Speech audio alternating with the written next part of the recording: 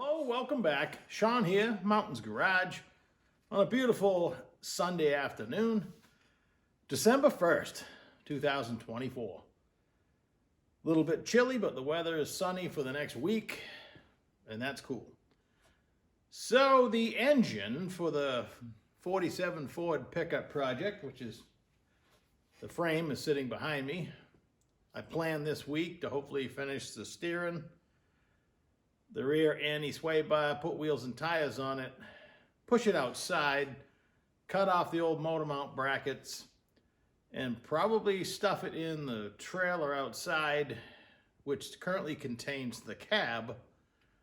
Bring that in, empty all the junk out of it, and probably cut the floor and some of the firewall out of it, and then try to mate the two. But we're jumping ahead of ourselves. The elephant in the room isn't an elephant at all.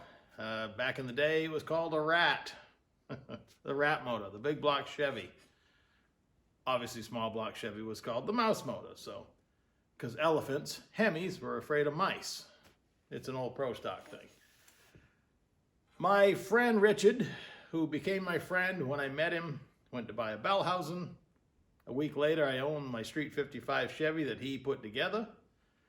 In that deal, he got a 1930 Ford two-door, I think it's a 31, that had an unwelded 32 Ford chassis. He put it together in like 6 months. He had already been building this 496, had a set of Brodex heads on it.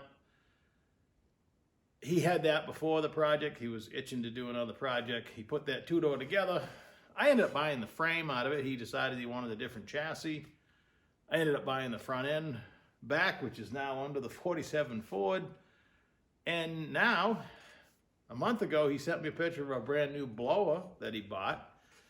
And he didn't want to put it on this short block because it only has a single keyway crankshaft, too much compression, and he thought it'd be more efficient for him to remove his heads, sell the short block, and build a new one. Long story short, we talked about price. He wanted to take it for one last ride, and he went from his house to here, and I drove it up and down the road, drove the Model A up and down the road. I only stepped on it in second gear, about half throttle, and pretty impressive, I gotta say. We made a deal. I bought everything you see here, from right down to the alternator bracket and the pulleys, water pump, oil pan, the SFI flex plate, everything.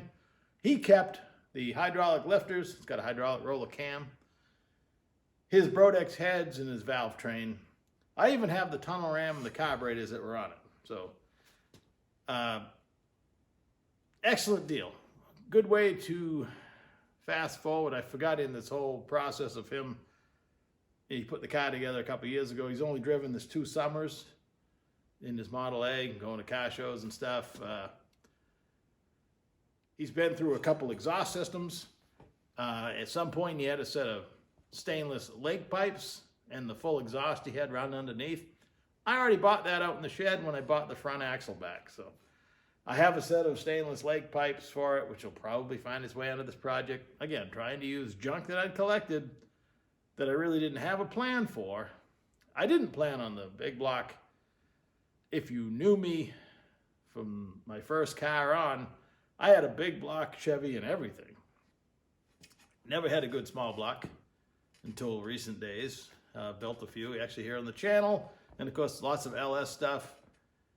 But, you know, still a big block fan. Not a fan of the cylinder heads in cast iron.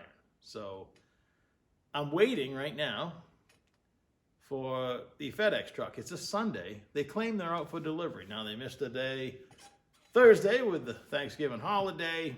I find it hard to believe they're going to show up here, but it says they're out for delivery. So time will tell, along with my sway bar and other parts I'm waiting for in the chassis. So a brief rundown of the 496. It's a Gen 5 454 block. I'll have to look up the exact year. It's right on the back. It's nice and clean, obviously. He bought a balanced rotating assembly from Skip White Performance. That's middle of the road parts. It's not a race engine, definitely a hot street engine. It's 11-to-1 with the cylinder heads I bought, exactly. With zero deck, you need to know bore and stroke, number of cylinders, how far the piston's in the hole, the compressed head gasket thickness, how much dome you have, and voila, this is exactly 11-to-1. Pretty much the maximum for 93 octane. He was running it on 93 octane.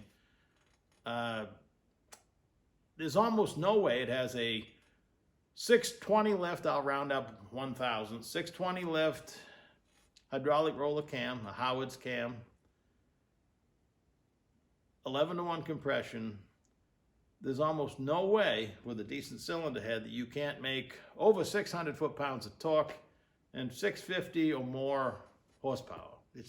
Unless you pull a plug wire off, it's not possible. I have a interest, and I watch a lot of dyno videos and cylinder head videos from lots of people, and engine videos in general, because it's a subject that I like, and this is a very popular combination. So it's a 60 over 454 block, Gen 5, so 60 over bore. The crankshaft is 4.250, so that's a 1/4 inch of extra stroke, and that nets you a 496. A few years ago, I put together a 505, same combination, except you're 100 over on the bore. Same crankshaft, that'd be a 505. I was hoping for 6 or 650 with the blown 355 Chevy, and of course the sound and the cool factor of the blower. This will be tunnel rammed, naturally aspirated. If you wanted to put a little bit of nitrous on it, got a forged piston. If you sprayed 150 shot on it, you know, that'd put you up around 800 horsepower. That's pretty good, you know, for a lightweight hot rod pickup. So I drove this motor a couple weeks ago. He went ahead, drove it home, took it apart. I picked it up last Monday and started ordering parts. Took advantage of some awesome Black Friday sales still going on, because I need, you know, head gaskets, cylinder heads, hydraulic roller lifters, intake gaskets, etc. And they're all coming. I'll have to measure for push rods. I think I have a set of nice roller rockers I'm going to use. If not, I'll have to buy some. When it comes to lifters and roller rockers, you cannot cheap out. You can't buy the no-name stuff. But I did take a chance.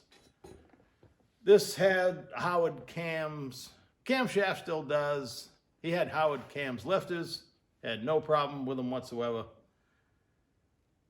I was probably going to buy either Isky or Howard cams, or Morel or Johnson. Johnson's probably right now the best hydraulic roller lifter going, maybe. I don't know. You could start a debate. Either way, you don't want junk. So started shopping availability-wise at the big parts houses. Much like camshaft, Isky is good. If I was going to buy a new camshaft, Howard's is good. There are more elite companies that don't sell on, you know, your big parts houses like Jegs and Summit. You call them and buy from them.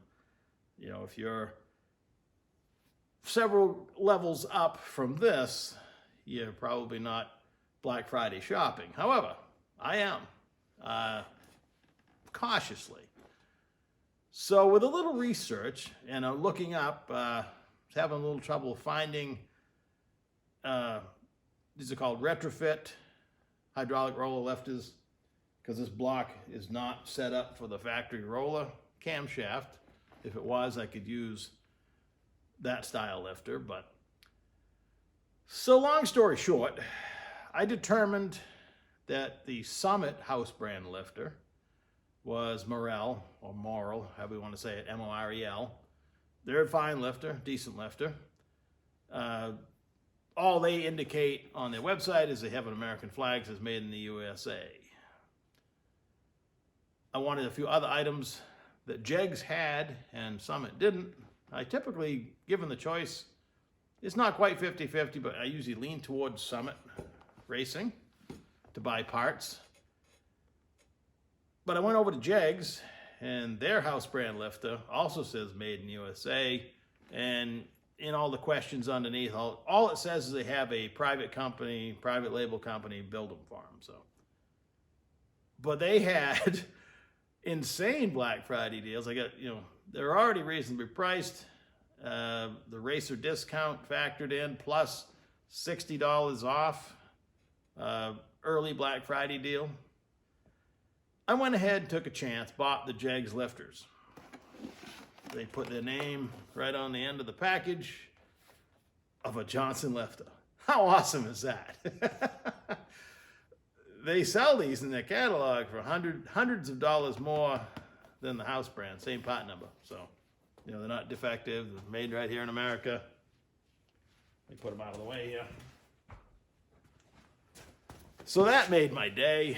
I was able to obtain the proper head gasket because I'm putting a Gen 4, well, technically a Mark 4 head on a Gen 5 block. Now people just call them Gen 4s, the traditional big block Chevys. I did a video about all the generations on Mark. They started at M-A-R-K with Roman numerals, 1, 2, 3, 4. 4 is most of the ones you're ever gonna see. So I'm putting a Gen 4 head on a Gen 5 block.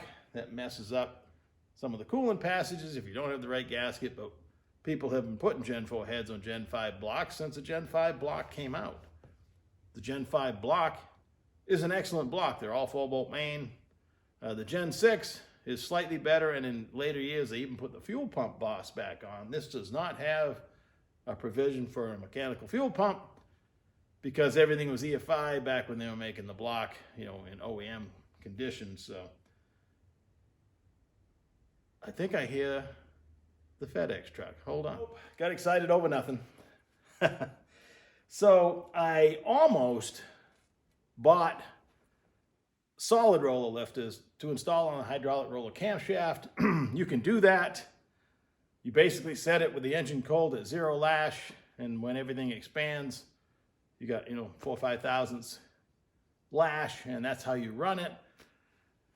There's no reason why you can't, but it's not the way the cam is ground, the way it opens and closes, the ramps. It's really, like I talked to the guy at Howard's because I had a question about what the cam core was made out of and what to run for a distributed gear, which the answer was iron, not steel, iron. You look at the core of the cam, it looks like it's a billet core, but it's not. He called it something else. So I don't need a bronze gear, which is a concern with the roller camshaft. So to summarize, if you have a roller camshaft, make sure you got the right distributed gear or, bad things will happen. So back to the lifters, I decided just to go ahead and, buy the hydraulic roller because really no reason not to. They're good to 6,500 RPM. It's about all I'm going to try to, turn it anyway. That's the head. All the dyno videos I watch, that's when the power drops off anyway. So with, the combination I have and the lift and duration camshaft I have, all the parts together, that's pretty much the, you could probably kill it at 6,000 and call it good. So I'm getting a little rambly, getting hungry. Might be time to eat a little snack. Hope you're having a great day, and I'll have to fill you in on the cylinder head choices that I made. I did a lot of research there too. I've been doing research. I actually bought a different tunnel ram for those Holley Terminator Stealth throttle bodies for a low deck big block Chevy a month ago. When I bought the throttle bodies, I haven't got the secondary throttle bodies yet, but I'm in contact with Holley. They say they're coming, so I might put that setup on here. I have the tunnel ram that was on here. It had a pair of vacuum secondary 600s. I have a pair of 750s I could put on it. On a tunnel ram, I prefer them sideways, but they were mounted in line. The 600s, I could turn those sideways, Anyway, hope you're having a great day, and next video we'll talk about the cylinder heads, or I'm back working on the chassis, one or the other. Enjoy your day.